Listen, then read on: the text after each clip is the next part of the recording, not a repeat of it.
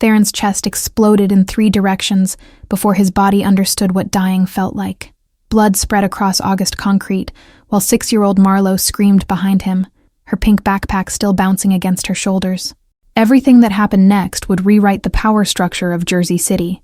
But in that moment, there was only the taste of copper and the distant sound of silenced gunfire echoing off brick walls. 48 days earlier, the same boy had been nothing, a shadow living between restaurant dumpsters and wine crates, invisible to everyone who mattered.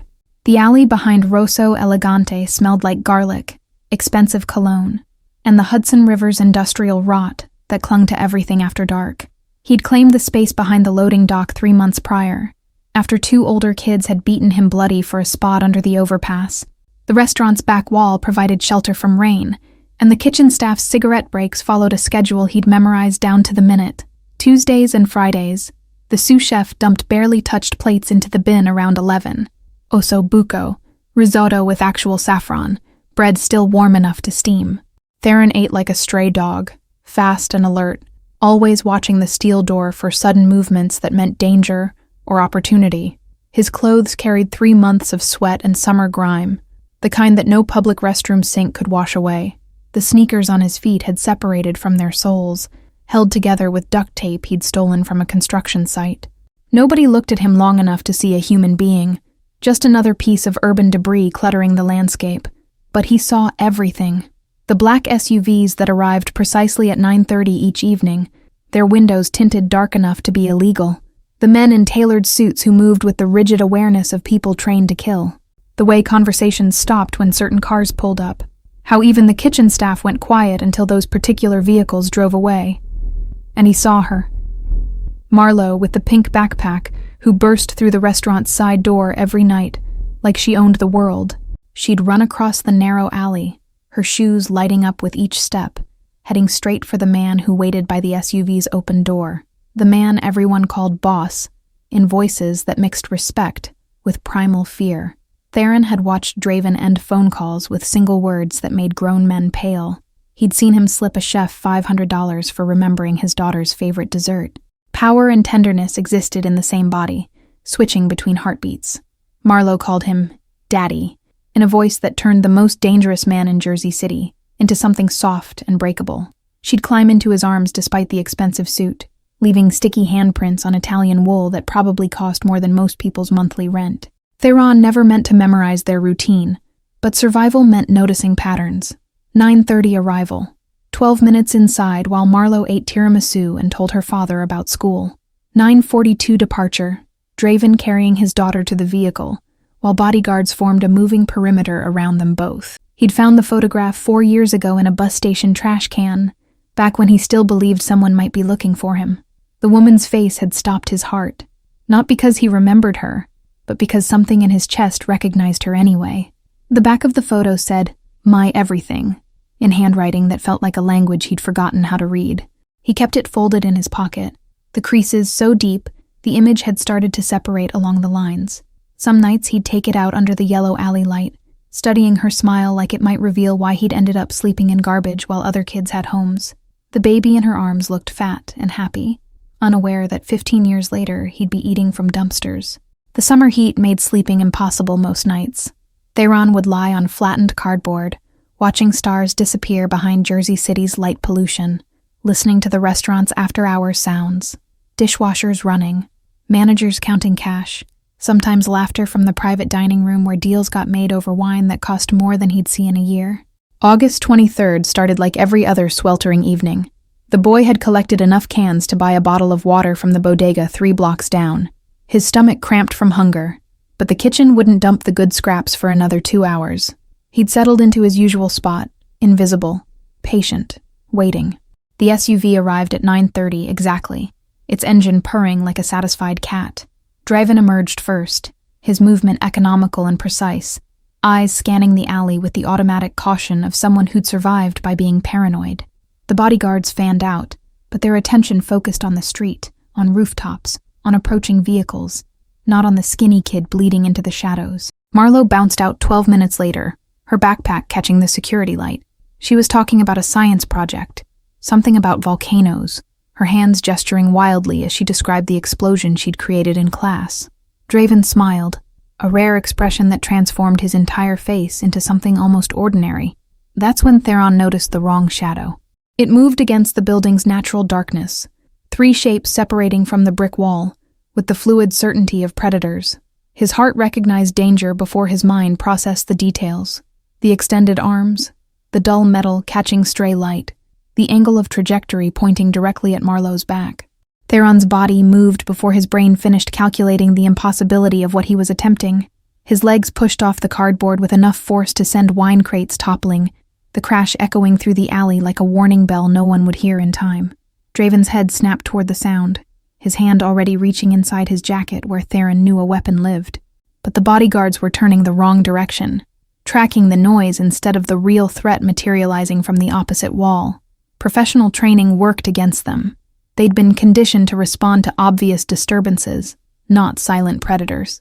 Marlowe kept talking about her volcano, oblivious to the 3 barrels now aimed at the space between her shoulder blades. Her light-up shoes blinked red and blue against the concrete, a cheerful rhythm that didn't match the violence about to erupt. Theron's stolen sneakers made no sound as he crossed the distance between his hiding spot and her small body. The first gunman's finger was already squeezing the trigger when Theron's shoulder collided with Marlowe's backpack. The impact sent her sprawling sideways into her father's legs, her surprised yelp cutting through the humid air. Draven caught her reflexively, his body twisting to shield her even as his mind struggled to process why a homeless kid had just attacked his daughter.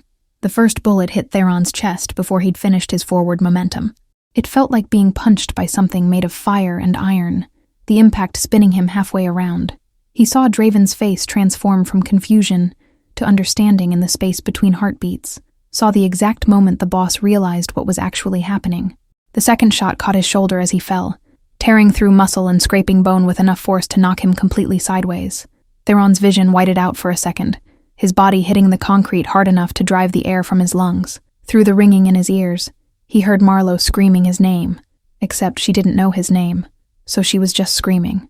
The third bullet grazed his temple, close enough that he felt the heat of it passing. Blood ran into his eye, hot and sticky, turning half the world red. The bodyguards were firing now, their weapons making different sounds than the silenced ones, loud cracks that echoed off buildings and set off car alarms 3 blocks away. Theron's cheek pressed against concrete that still held the day's heat. He could smell motor oil and something sweet. Marlowe's strawberry shampoo, because she was crouching next to him now, her small hands trying to stop the bleeding. Draven was shouting orders in a voice that could have shattered glass, his weapon tracking the shadows where the gunman had been. But the assassins were already gone, melting back into the darkness like they'd never existed. Only the brass casings on the ground proved it hadn't been a nightmare. Those in the blood pooling around Theron's body, spreading in a circle that reflected the alley's security lights. Marlowe's face hovered above his, tears streaming down her cheeks as she pressed her pink backpack against his chest. The pressure sent fresh agony through his body, but he couldn't make his voice work to tell her to stop. She was saying something, the same words over and over, but they weren't reaching his brain correctly. Draven dropped to his knees beside them, his expensive suit soaking up blood without hesitation. His hands moved with surprising gentleness, checking for exit wounds and arterial bleeding with the efficiency of someone who'd done this before. When he pressed against the shoulder wound, Theron's back arched, a sound escaping his throat that didn't seem human. More footsteps echoed through the alley, the bodyguards returning, restaurant staff spilling out the back door, voices overlapping in questions and panic. Someone was calling for an ambulance, but Draven cut them off with a single word that made everyone freeze. "My car. Now." He goes to Mercy Grace, Dr. Chen's unit. No questions, no records, no police. They lifted Theron between them, their hands impersonal and clinical despite the urgency. The world tilted and spun, concrete giving way to leather seats that smelled like Marlowe's strawberry shampoo and her father's cologne. The girl climbed in beside him, still pressing her backpack against his chest, her voice finally reaching him clearly. "Please don't die. Please don't die.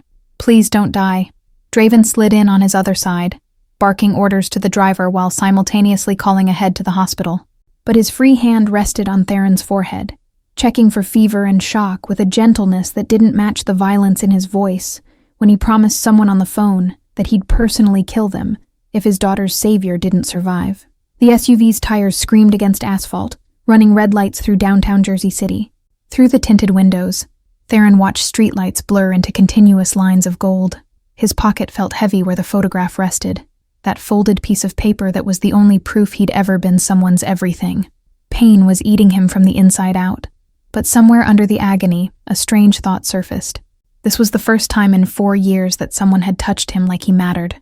Marlowe's small hands, Draven's firm pressure against his wounds, the bodyguard's careful grip, all of it proving he was real, visible, worth saving. The hospital appeared through the windshield like a fortress of white light. Draven was already out before the vehicle stopped, carrying Theron in his arms like he weighed nothing. Marlowe ran alongside them, still clutching her blood-soaked backpack, refusing to let go even when a nurse tried to pull her away. The automatic doors swallowed them all, and Theron's consciousness started to fragment into pieces that didn't quite fit together anymore. Doctor. Chen met them at a private entrance where security cameras had been conveniently angled away. She took one look at the wounds and snapped orders that sent nurses scattering like leaves in a storm. Theron felt hands cutting away his clothes, exposing skin that hadn't been properly clean in months. Shame tried to surface through the pain, but his body didn't have the energy for embarrassment. The examining room smelled like antiseptic and the peculiar metallic scent of emergency medicine. Bright lights turned the blood on his skin into something that looked fake, too red to be real. A nurse found the photograph when she removed his ruined jeans, the paper so soaked with blood that the woman's smile had turned crimson. Draven snatched it, before anyone else could look too closely, his face going completely still as he studied what remained visible. His lips moved, forming words Theron couldn't hear over the sound of medical equipment being wheeled into position. Then, the boss's eyes lifted, searching Theron's face with an intensity that felt like being dissected. Marlowe was crying in the corner where a nurse had finally convinced her to wait, her pink backpack abandoned on a chair. Blood covered her school uniform, her hands, even her light-up shoes. She looked like a child who'd walked through a war zone, which wasn't far from the truth. Draven glanced at her, something breaking in his expression before he locked it down again. Doctor. Chen's fingers pressed against Theron's neck, checking his pulse while simultaneously examining the head wound. The temple shot was lucky. Another inch and we'd be having a very different conversation. The chest wound missed his heart by centimeters. The shoulder's going to need surgery to repair the bone damage. Her voice was clinical, but her hands shook slightly as she worked. They wheeled Theron toward an operating room, the ceiling tiles passing overhead in a rhythm that felt almost hypnotic. Draven walked beside the gurney, still holding the blood-soaked photograph. He was talking to someone on his phone, his voice dropping into ranges that suggested whoever was listening should be very afraid. Names were mentioned, addresses recited, promises made that sounded like death sentences delivered in Italian. The anesthesiologist appeared above Theron's face, explaining something about counting backward from 10. But Theron's eyes stayed locked on Draven, watching the man who controlled Jersey City's underworld stare at a photograph like it held answers to questions he'd stopped asking years ago. The resemblance was there if you knew to look for it. The same sharp cheekbones, the identical way their eyes narrowed when processing information. Numbers were being spoken somewhere, but Theron couldn't remember what they meant. His tongue felt thick, his thoughts scattering like marbles dropped on tile. The last thing he saw before darkness swallowed him was Draven turning the photograph over, reading the handwriting on the back, and his face going absolutely white. When consciousness returned, it came in fragments that refused to form a complete picture. Beeping machines, hushed voices arguing in the hallway, pain that had teeth and claws, despite whatever drugs were being pumped into his veins. Theron's eyelids felt like they'd been glued shut, but eventually he forced them open to find a private room that belonged in a luxury hotel, not a hospital. Draven sat in a leather chair beside the bed, his suit jacket gone and his shirt sleeves rolled up. He looked like he hadn't slept in days, stubble darkening his jaw and shadows bruising the skin under his eyes. On the table beside him sat the photograph, now preserved in a plastic evidence bag, and a manila folder thick with documents. The boss noticed immediately when Theron's breathing pattern changed. He leaned forward, his elbows on his knees, studying Theron's face with an expression that mixed wonder and grief in equal measures. The DNA results came back this morning. 48 hours, they told me, was impossible, but money makes impossible things happen fast. His voice cracked on the last word. Theron tried to speak, but his throat was too dry. A straw appeared at his lips before he could figure out how to ask, Draven holding the cup with surprising steadiness. The water tasted like chemicals and relief, coating his throat enough to make words possible. Marlowe? The name came out as barely a whisper. Safe, downstairs in the cafeteria eating pancakes and telling everyone who'll listen about how her hero saved her life. Draven's smile was brittle, like glass about to shatter. She's been camped outside your room for 3 days. I finally bribed her with chocolate chip pancakes to give us privacy for this conversation. The folder opened, spilling pages across the hospital blanket. Theron saw his own face in a photograph he'd never known existed. A baby picture, maybe 6 months old, grinning toothlessly at whoever held the camera. More photos showed the woman from his pocket, younger and laughing, her hand resting on a rounded belly. And then pictures of Draven, years ago, his arm around the woman's shoulders, with an expression of unguarded happiness that seemed impossible on his current face. Her name was Celeste, Draven said, his voice rough with emotions he wasn't bothering to hide. She was the only person who ever made me want to be something other than what I am. We had 6 months together before my uncle decided that love was a weakness that would destroy the family. The documents told the rest of the story in cold, clinical language. A car accident on the Jersey City Bridge that wasn't an accident at all. A pregnant woman who supposedly died on impact. Her body never recovered from the Hudson River. A 2-year-old child who vanished into the foster system under a falsified identity, hidden so thoroughly that even Draven's extensive resources couldn't locate him. Lorenzo thought he was saving me from domesticity, from going soft. He arranged everything. The accident, the cover-up, making sure you disappeared where I'd never find you. Draven's hands clenched into fists. He raised me to be what I am now. And all this time, you were 5 miles away, sleeping in alleys, eating from dumpsters, while I lived in a penthouse that should have been yours.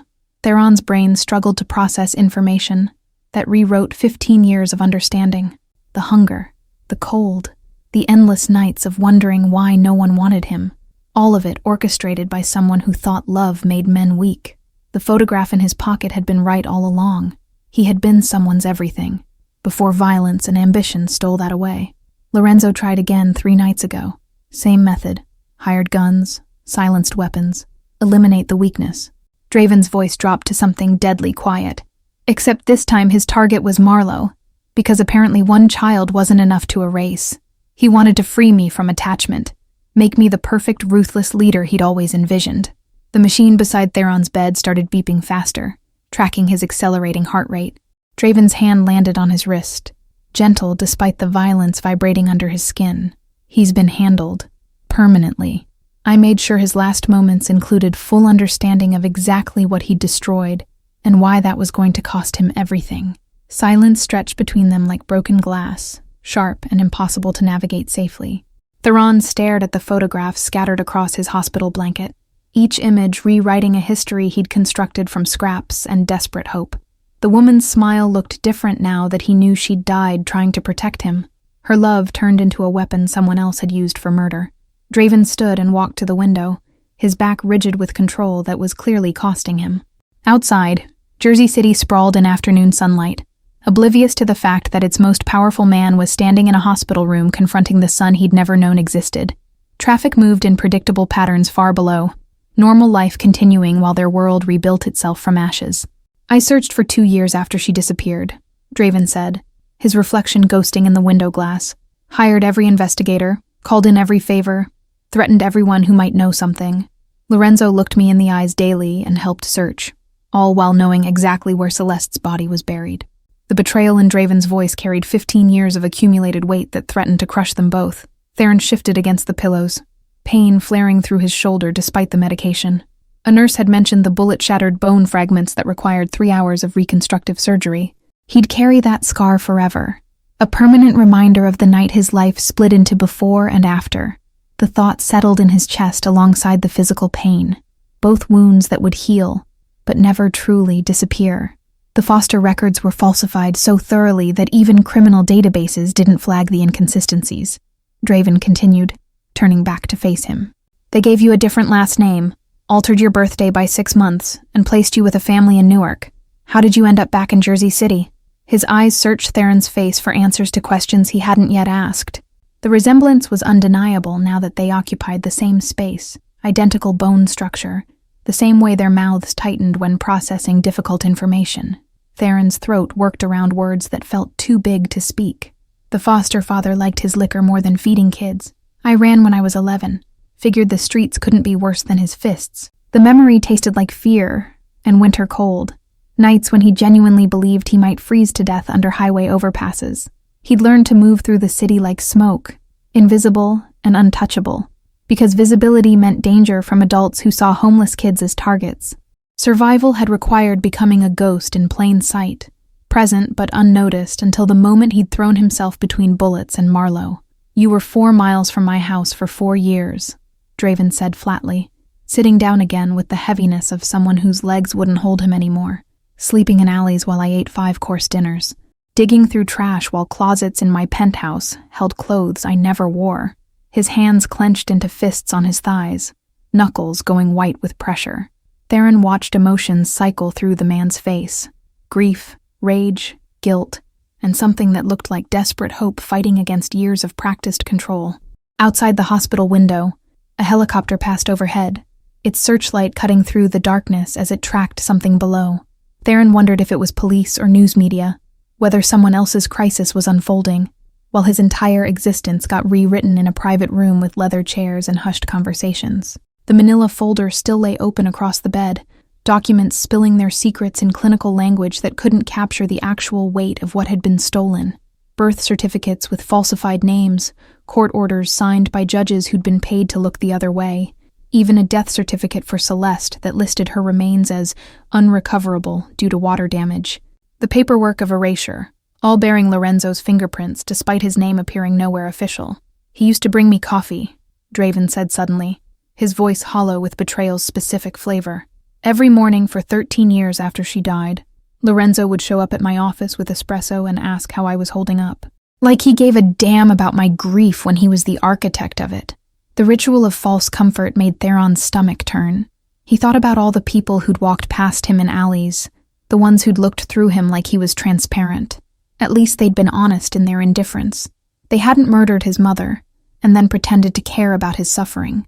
A different nurse entered, checking monitors and adjusting IV drips with practiced efficiency. She smiled at Theron like he was just another patient, unaware she was tending to the lost heir of Jersey City's criminal empire. When she left, the silence felt louder than before, weighted with all the years that could have been different. The machines beeped their steady rhythm, marking time that couldn't be recovered or rewritten no matter how much money Draven threw at the problem. Theron studied the photographs again, searching the baby's face for recognition that wouldn't come. "Marlowe needs to know," Draven said suddenly, his voice shifting into something that sounded almost vulnerable. "She's been calling you her hero, but she deserves to understand you're actually her brother, that the boy who took bullets for her shares her blood, her history, half her DNA." The word brother landed like a physical thing, solid and real and terrifying. Theron had fantasized about family since he was old enough to understand what the concept meant, but his imaginings had never included a 6-year-old sister or a father who controlled the city through fear. "The doctors say you'll need 6 weeks minimum before the shoulder heals enough for physical therapy," Draven continued, pulling a phone from his pocket. "Then another 3 months before full strength returns. You'll stay at the penthouse during recovery. I've already had a room prepared next to Marlowe's." Theron's laugh came out bitter and sharp. "You think I'm just going to move into your house? Play happy family like the last 15 years didn't happen? Like I didn't spend last Tuesday eating moldy bread from a dumpster?" Draven's jaw tightened, but his eyes held something that looked like understanding beneath the hurt. He set his phone down on the side table with deliberate care, the kind of controlled movement that suggested violence was being actively suppressed. The air between them felt charged with 15 years of missed birthdays and unanswered questions. "I think you don't have anywhere else to go," he said quietly, the brutal honesty cutting deeper than any accusation could have. "I think those bullet wounds make you vulnerable to every enemy I've accumulated over the years." The truth of it settled like lead in Theron's stomach. 3 people had tried to kill Marlowe, which meant they'd targeted Draven's weakness. Now that the boy from the alley had a name and a connection, he'd become a target too. Lorenzo wasn't working alone, Draven continued, his voice dropping into registers that suggested death sentences being calculated. He had contacts in the foster system, bribes paid to judges, entire networks built around keeping you hidden. Those people know you exist now, and they know what you mean to me. Theron's fingers found the edge of the hospital blanket, gripping it hard enough that his knuckles ached. The simple act of saving Marlowe had painted a target on his back, bigger than anything he'd faced living on the streets. Celeste died on the bridge because Lorenzo hired professionals who knew how to make murders look like accidents, Draven said, standing again to pace the small room. The car went into the Hudson at the deepest point. They never recovered her body because there was nothing left to recover after it was weighted down with chains and concrete. The clinical details made Theron's stomach turn. His mother, and the word felt foreign in his mind, had been murdered with premeditation and precision. Not a crime of passion, but a calculated removal of an obstacle. She knew she was pregnant when Lorenzo started making threats, Draven continued, his hands flexing at his sides like they wanted to wrap around someone's throat.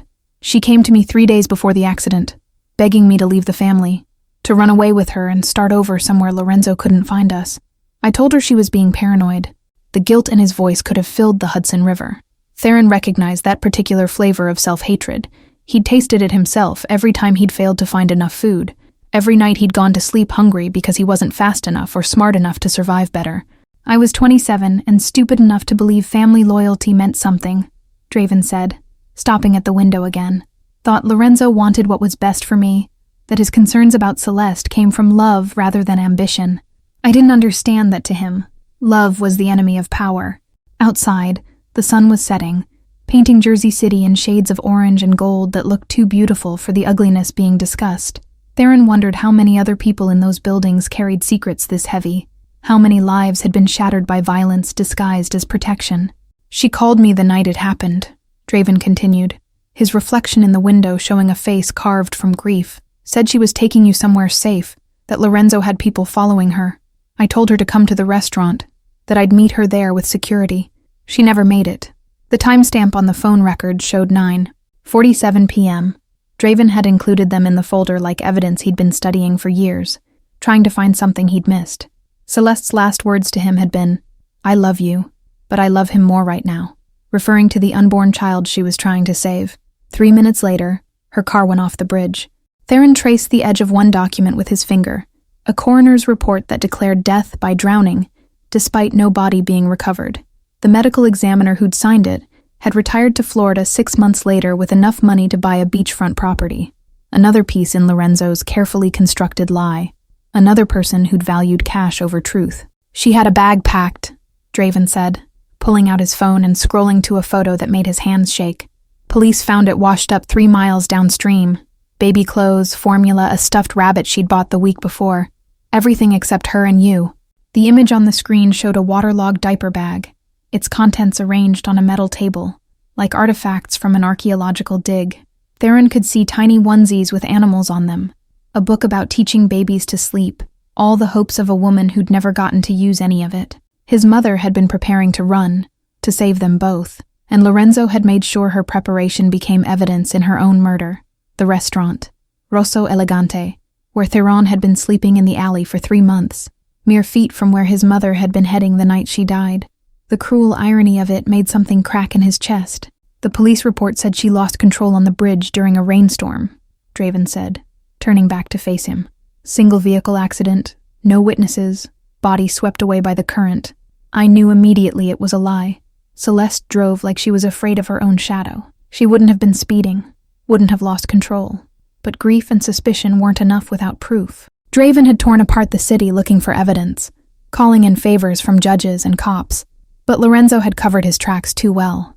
I found out the truth 2 years later when one of Lorenzo's hired men got drunk and started talking, Draven said, his voice going flat and cold.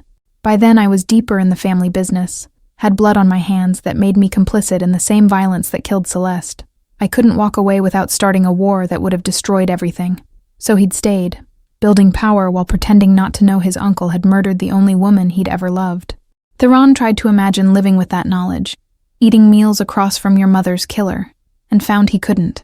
Lorenzo told me last year that Celeste had been weak, that removing her had freed me to become what I needed to be, Draven said, and now his hands were shaking with barely controlled rage. Said I should thank him for making me strong enough to lead the family into the next generation. He actually expected gratitude. The revelation hung in the air like poison. Theron understood then why Draven had handled Lorenzo permanently, not just for attempting to kill Marlowe, but for 15 years of living lies. The door burst open without warning, and Marlowe launched herself into the room like a small hurricane. Her face lit up when she saw Theron awake, chocolate smeared across her chin, and her pink backpack, now washed clean of blood, bouncing against her shoulders. "You're awake!" she shrieked, scrambling onto the bed before any of the bodyguards stationed outside could stop her. Her small hands grabbed Theron's uninjured arm, her grip surprisingly strong for someone so tiny. Draven moved to intercede, but Theron shook his head slightly. The pain from her bouncing on the mattress was worth the look of pure joy on her face. She was real in a way nothing else in this room felt real. Uncomplicated happiness that he hadn't experienced in so long. He'd forgotten what it tasted like. "I made you a card," Marlowe announced, digging through her backpack with the intensity of someone on a critical mission. "And I drew you a picture of you being a superhero because that's what you are, Ms." Peterson said it was the best drawing in the whole class. The card's cover showed a figure with yellow crayon hair standing in front of another smaller figure with brown curls. Clearly Marlowe based on the excessive use of pink. Inside, she'd written in uneven letters, "Thank you for saving me. You are the bravest. Love, your sister Marlowe." The word sister had been traced over multiple times, like she'd wanted to make absolutely sure it was legible. Theron's hands trembled as he held the construction paper, aware that this moment mattered more than the expensive medical equipment or the DNA tests.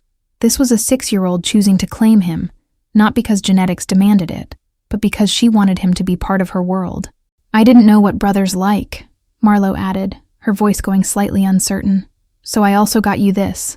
She pulled out a small stuffed animal, a dog with floppy ears and a red collar. "His name is Guard, because that's what you did. You guarded me, but you can change his name if you want." The gift was so earnest it physically hurt to accept. Theron took the stuffed dog, its synthetic fur soft against his palm, and realized he'd never owned a toy before. Not one that was his, that hadn't been stolen or found in a trash bin. The weight of that deprivation hit him sideways, not just hunger and cold, but the absence of childhood itself. She produced a piece of construction paper folded in half, covered in crayon drawings of stick figures. One figure with yellow hair stood in front of a smaller figure, red marks indicating the bullets. Stars surrounded the tall figure's head like a halo. Theron's throat closed up completely. He'd never received a card before. Never had anyone draw him a picture. The simple gift meant more than all the expensive medical equipment keeping him alive. "Marlowe," Draven said gently, sitting on the edge of the bed. "We need to talk to you about something important. About who Theron really is, and why he was in that alley the night he saved you." The girl's expression shifted from joy to curiosity, her head tilting in a way that reminded Theron of a bird. "Is he a secret agent? Is that why he knew the bad men were coming?"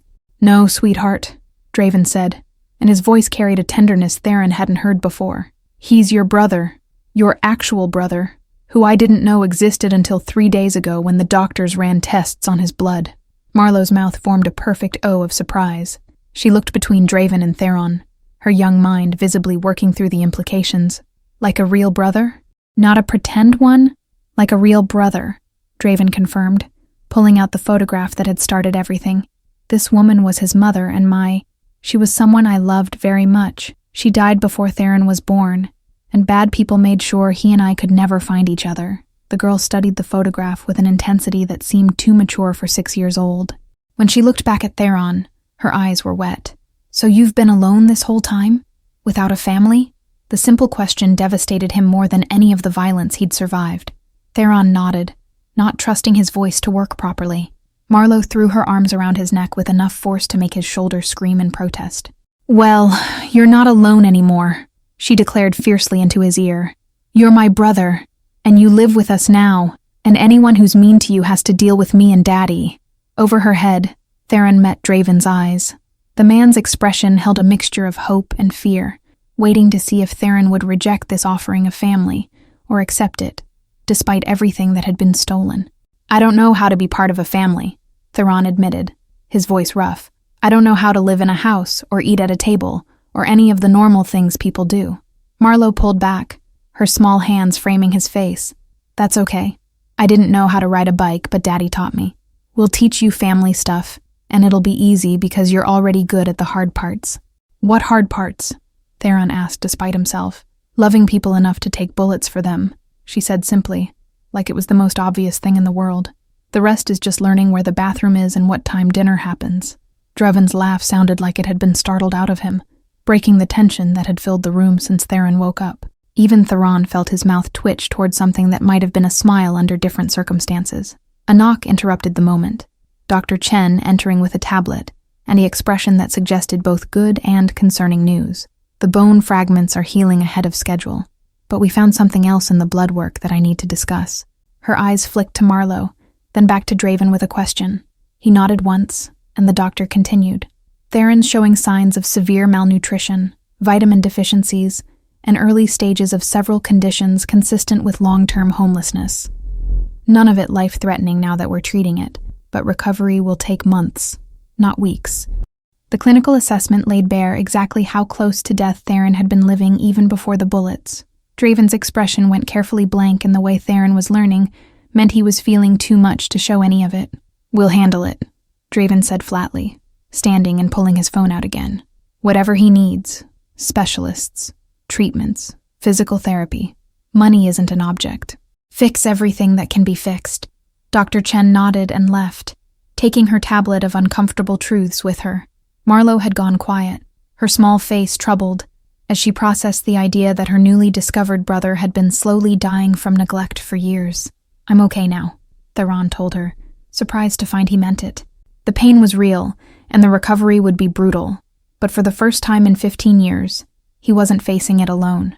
3 weeks crawled by in that hospital room before Dr. Chen finally cleared Theron for discharge. The walls had become familiar in a way that made him uncomfortable. Too clean, too safe, too different from everything he'd known. Marlowe visited every day after school, bringing homework she didn't need help with but insisted on doing at his bedside anyway. She'd taken to calling him "there" because his full name felt too formal for a brother. The nickname stuck despite Theron's protests, and now even the nurses used it when they came to check his vitals. Draven appeared at odd hours, sometimes at 3 in the morning when the city was quietest and his empire required less immediate attention. He'd sit in that leather chair and talk about things that didn't matter: weather, traffic, the new chef at Rosso Elegante who couldn't make risotto worth a damn. They were learning each other through small observations rather than grand revelations. Theron noticed how Draven's left hand always stayed near his weapon, even in this secure room. Draven noticed how Theron counted the exits every time someone new entered, mapping escape routes his body had memorized before his mind caught up. The physical therapy started on day 12, a torturous process that involved moving his shoulder through ranges of motion that felt like being shot all over again. The therapist was a woman named Rosa who'd worked with gunshot victims before and didn't coddle him when he wanted to quit. "Your father's paying me to fix you, not to let you feel sorry for yourself," she'd said bluntly during their second session. The word father had made Theron flinch harder than the exercises. But she was right, and he hated that she was right. The weakness in his shoulder represented vulnerability he couldn't afford now that he wore a target. So he pushed through the pain until sweat soaked his hospital gown and his vision whited out at the edges. Draven watched those sessions from the doorway sometimes, his expression unreadable. Once, Theron caught something that looked like pride flickering across the man's face when he completed a particularly brutal set of movements without crying out. The nutrition plan, Dr. Chen implemented, was almost as painful as the physical therapy. Years of malnutrition meant his stomach had shrunk, his body unaccustomed to regular meals. They started him on small portions 6 times a day, gradually increasing as his system remembered how to process actual food instead of garbage. The first time he threw up from eating too much too fast, Marlowe held his hand and told him about when she'd gotten food poisoning from bad shrimp. "Daddy said my insides were staging a revolution," she'd explained seriously. "I think your insides are just confused about being treated nice." Her simple logic made more sense than any medical explanation. Theron's body was confused, about safety, about abundance, about the concept of tomorrow being better than today, instead of just another fight for survival. The nightmares started on day 15. He'd wake up gasping, back in the alley with 3 guns pointed at Marlowe, except in the dreams he was always too slow. The bullets would hit her instead, and he'd watch her small body crumple, while Draven's screams echoed off brick walls. A trauma counselor appeared after the 3rd consecutive night of waking up the entire ward. She talked about PTSD and survivor's guilt, using words that felt too clinical for what actually happened inside his head when he closed his eyes. The counselor had left pamphlets on his bedside table, glossy brochures about processing trauma and rebuilding after violence. They featured stock photos of diverse people looking pensively into the distance, as if contemplating their healing journeys. Theron had thrown them in the trash the moment she left. unwilling to see his experience reduced to marketing materials. But the nightmares didn't care about his rejection of official help. They evolved, becoming more elaborate as his mind processed layers of trauma he hadn't had time to acknowledge while surviving. Now it wasn't just Marlowe dying. It was Celeste drowning in the Hudson while he watched from the bridge, unable to move or scream or do anything except witness her disappearance. Some nights he'd wake up convinced he was back in the alley, the hospital room transforming into brick walls, and the smell of garbage overwhelming the antiseptic cleanliness. Those were the worst episodes because reality felt negotiable, like he couldn't trust which world was actually real, the one where he had a father and sister, or the one where he was still invisible and alone. Dr. Chen had mentioned medication for the nightmares, pills that could suppress REM sleep and reduce the vivid imagery. Theron had refused, unwilling to numb himself when alertness had kept him alive for so long. The exhaustion was brutal, but it felt more honest than chemically induced peace. "You saved her," the counselor kept repeating, like Theron needed convincing. "Your actions meant she's alive and safe. The dreams are your mind processing what could have happened, not what did happen." But knowing the difference didn't make the nightmares stop. It just meant he understood why he couldn't sleep, which somehow made it worse. Draven started sleeping in the chair on night 17, after Theron woke up shouting Marlowe's name loud enough to bring security running. He didn't ask permission or explain himself, just showed up with a blanket and positioned himself between Theron and the door. "You think I can't protect myself?" Theron had asked, angry at the implication of weakness. "I think you've been protecting yourself alone for 15 years and you're exhausted," Draven replied quietly. "Let someone else stand watch for once. That's what family does." The word family still felt foreign, like clothing that didn't quite fit right. But Theron stopped arguing, and the nightmares became slightly less frequent with another person breathing in the darkness. On day 20, they brought him real clothes. Not the expensive designer items Theron had expected, but jeans and a simple black t-shirt that felt soft against skin used to rougher textures. The tags were cut out, and he suspected Marlowe had something to do with that thoughtful detail. Getting dressed without help took 20 minutes and left him sweating from exertion. His shoulders screamed protest at every movement, and he had to sit down twice before he managed to get his shoes on. Independence had never felt so much like failure. Draven found him sitting on the edge of the hospital bed, fully dressed, but unable to stand without assistance. Neither of them spoke about it. The boss simply offered his arm, and Theron took it, and they walked out of that room together in silence that somehow said everything. The elevator ride down felt longer than 3 weeks of recovery. Theron watched the numbers descend, aware that he was leaving the last safe space he'd known. The hospital had been liminal, not his past life, but not quite his future either. Walking out those doors meant accepting what came next. The SUV waited at the private exit, same vehicle that had rushed him to the hospital with his blood soaking the leather seats. Someone had cleaned it thoroughly, but Theron swore he could still smell copper underneath the scent of expensive detergent and air freshener. Marlowe sat in the back already, her pink backpack on the seat beside her, and a laptop balanced on her knees. She looked up when they entered, her face splitting into a grin that made her look even younger than 6. "I made you a welcome home video," she announced, turning the screen so Theron could see crude animation of stick figures walking into a house. "It has instructions for everything important, like where the bathroom is, and when we eat breakfast, and which bedroom is yours." The simple gesture hit harder than it should have. Theron slid into the seat beside her, his shoulder protesting the movement, and watched her badly animated tour of a place he'd never seen. Her narration included critical details like, "This is where Daddy keeps the ice cream," and "This room is boring, it's just his office." Draven settled into the front passenger seat, speaking quietly to the driver before the vehicle pulled into Jersey City traffic. The city looked different from inside an armored SUV than it had from street level, smaller somehow, more manageable when you weren't worried about where you'd sleep that night. They passed the alley behind Rosso Elegante, and Theron's chest tightened involuntarily. His cardboard shelter was gone, the space cleaned and empty like he'd never existed there. 3 months of his life erased by someone with a dumpster and basic cleaning supplies. "I had it cleared out," Draven said without turning around, apparently able to read minds or just recognize the significance of them passing that specific spot. "Your things, what little there was, are in your new room, including that cardboard you slept on, if you want to keep it." The offer was absurd and thoughtful in equal measure. Theron didn't know if he wanted to keep any reminders of sleeping in garbage, but having the choice felt important. The penthouse occupied the top 3 floors of a building downtown that Theron had passed 100 times without realizing anyone actually lived there. The lobby was all marble and gold fixtures, the kind of place that would have had security throwing him out if he'd tried to enter before bullets had rewritten his status. An elevator required a special key to access the residential floors. Draven inserted it without ceremony, and they rose in silence, broken only by Marlowe's continued narration of her welcome video. She'd added sound effects using her own voice, car noises, door chimes, even a recording of herself singing about breakfast. The doors opened directly into the penthouse, bypassing any shared hallway. Theron stepped out onto hardwood floors that probably cost more than he'd seen in his entire life. Floor-to-ceiling windows offered views of Jersey City and Manhattan beyond, the skyline glittering in afternoon sun.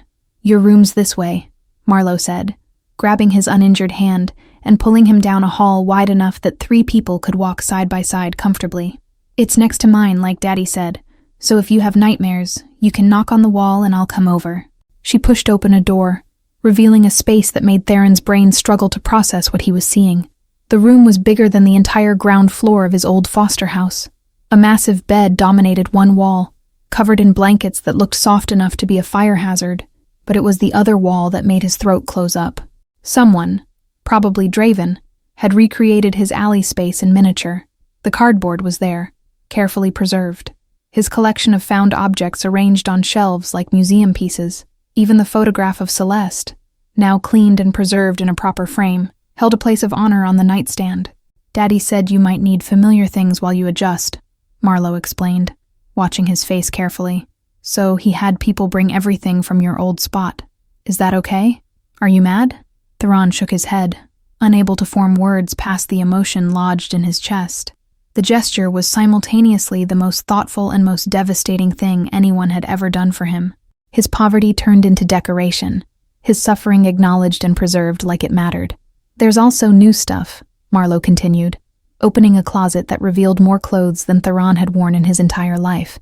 "Daddy had people guess your size, but if things don't fit, we can get different ones. And there's a bathroom through there with a shower that has really good water pressure." Theron walked into the bathroom, flipping the light switch to reveal marble countertops and a shower enclosed in glass that looked like it belonged in a luxury hotel. The towels hanging on heated racks were thicker than any blanket he'd ever slept under.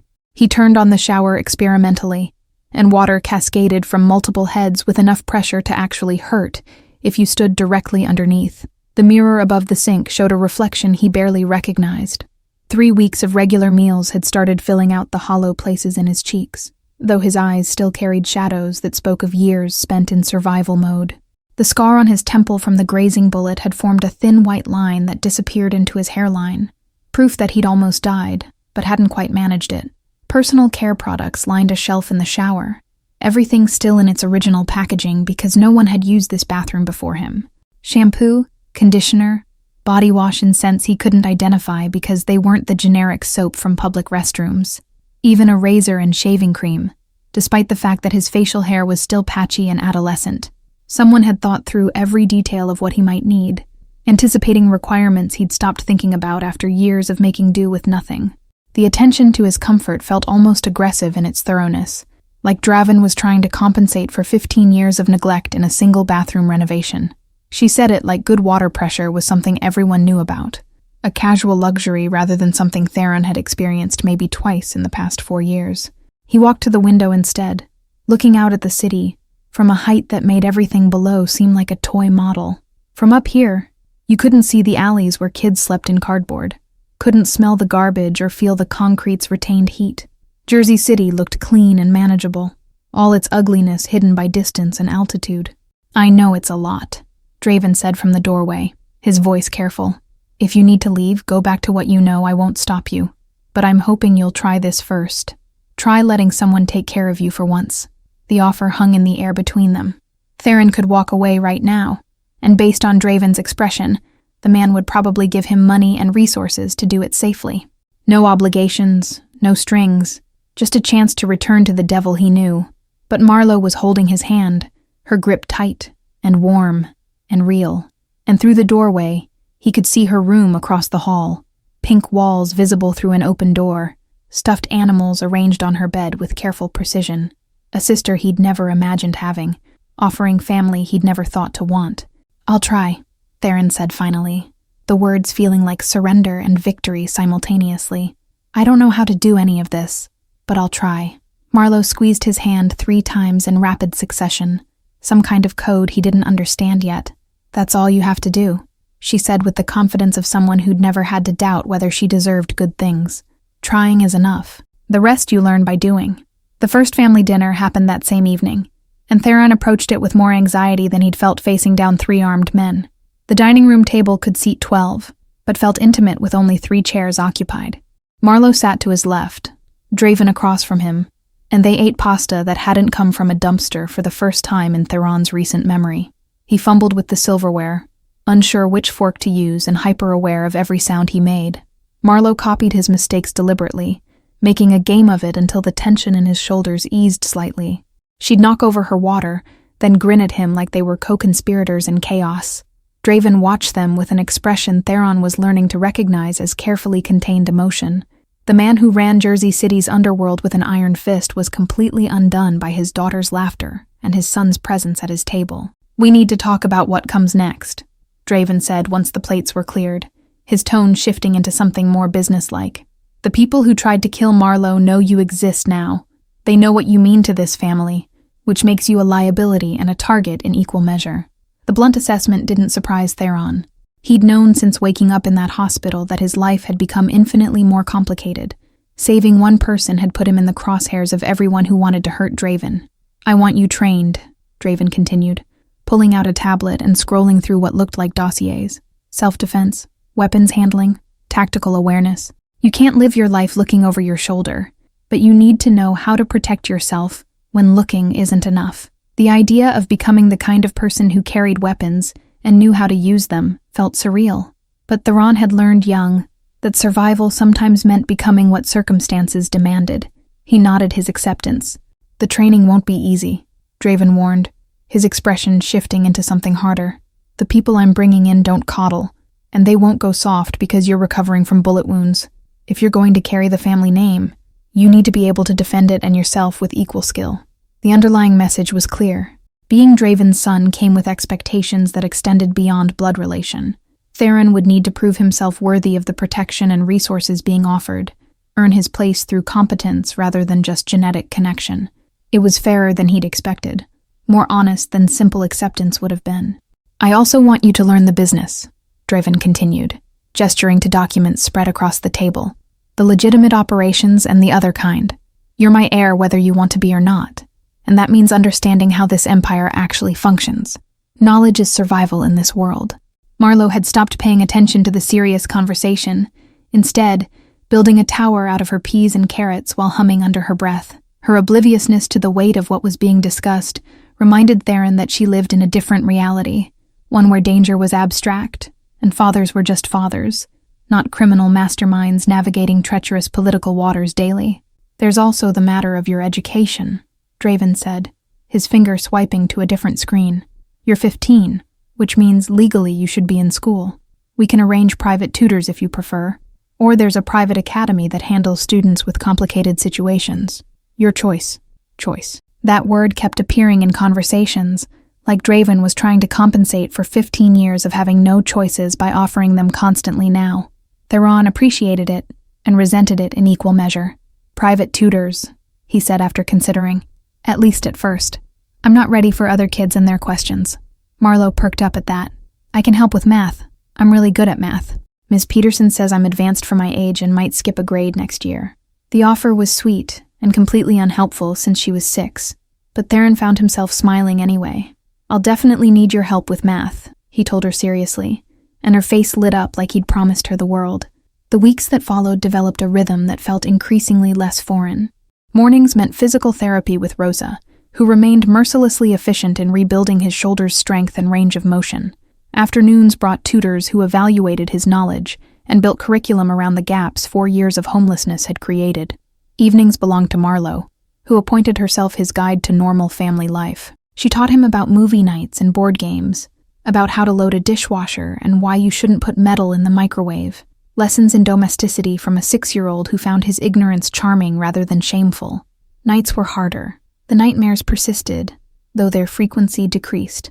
Theron would wake to find Marlowe curled up in the chair beside his bed, having somehow snuck past security to keep him company. Draven never said anything about it, just made sure she got to school on time regardless of where she'd slept. The self-defense training started in week 5, taught by a woman named Kira, who'd apparently done security work in places the government didn't officially acknowledge. She was efficient and brutal in her instruction, pushing Theron past what he thought his recovering shoulder could handle. Pain is information, she'd say every time he wanted to quit.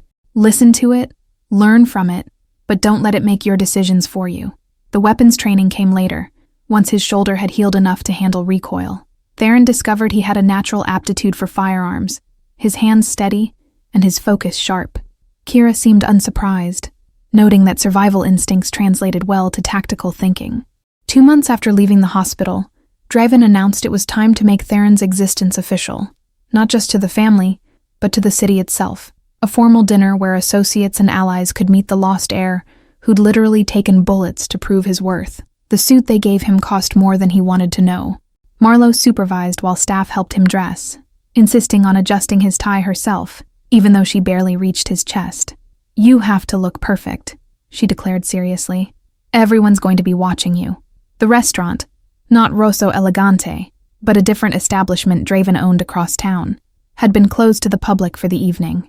Tables filled with men and women who controlled various pieces of Jersey City's legitimate and less than legitimate enterprises. They all stood when Draven entered with Theron at his side, and Marlowe holding his hand. The silence felt weighted with judgment and curiosity. These people had known Draven for years, watched him build power without attachments, without weaknesses. Now he was presenting them with 2 weaknesses, a daughter they already knew about, and a son who'd appeared from nowhere. "Most of you know the story by now," Draven said, his voice carrying across the room with effortless authority. "The boy who saved my daughter's life turned out to be my son, stolen from me before he was born by someone I trusted. That betrayal has been addressed. What matters now is that my family is whole, and anyone who thinks that makes us weak is welcome to test that theory." The threat underneath the words was unmistakable.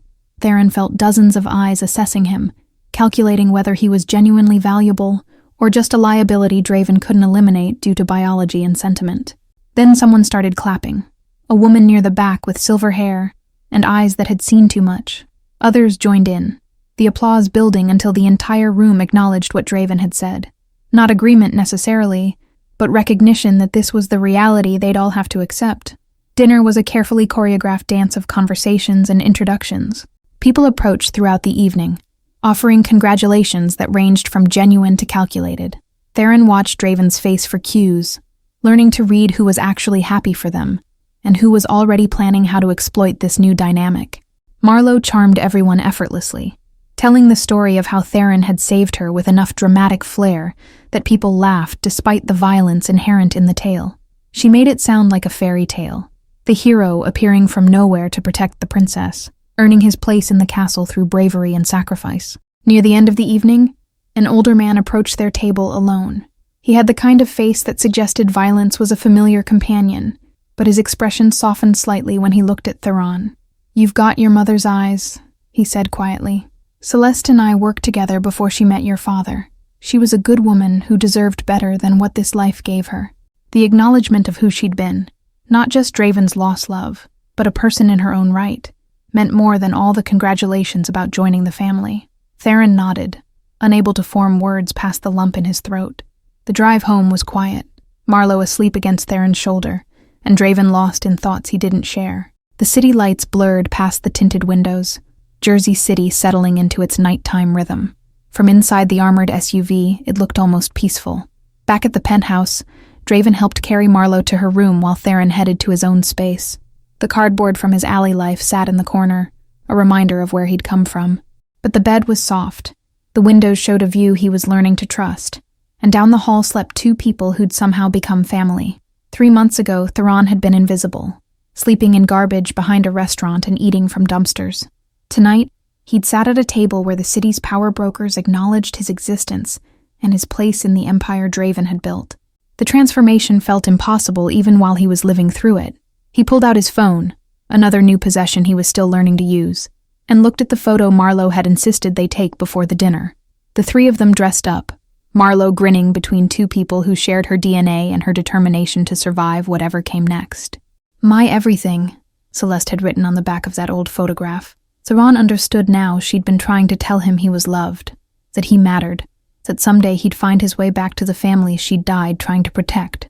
It had taken 15 years and 3 bullets, but he'd finally found what she'd wanted him to have: a place to belong, people to protect, and the knowledge that he was visible to someone who would never look away. Thank you all for following this story.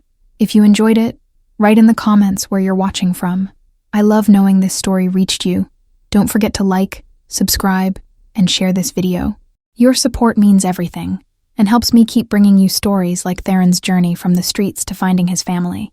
See you in the next one.